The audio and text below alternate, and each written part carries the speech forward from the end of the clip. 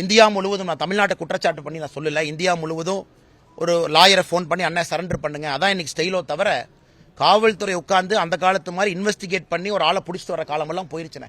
இப்பெல்லாம் சரண்டர் தான் காலம்.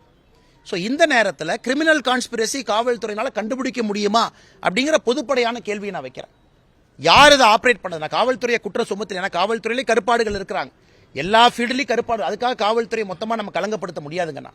நான் சொல்வது காவல்துறை கிட்டத்தட்ட 10 வருஷமாவே அப்படித்தான் இருக்கு.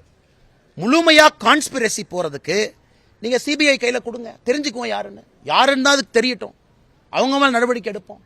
அதனால் பொதுப்படையாக நான் காவல்துறையை குற்றம் சுமத்துவதை விட எங்களை பொறுத்தவரை கான்ஸ்பிரசி யார் என்று தெரிய வேண்டும் என்றால் சிபிஐ கொடுங்க, they will do it. ஏன்னா அவங்களோட ஒரே வேலை இதான். அவங்க டிராஃபிக் மேனேஜ் பண்றாங்களா, கிரைமை போய் பார்க்கறாங்களா, லா அண்ட் ஆர்டர் பார்க்கறாங்களா, சிஎம்க்கு பந்தோபஸ்து கொடுக்குறாங்களா? அவர்கள் இருக்கக்கூடிய ஒரே ஒரு வேலை குற்றவாளியை கண்டுபிடிச்சு சிபிஐ கையில கொடுங்க, கண்டுபிடிச்சிட்டு போறாங்க.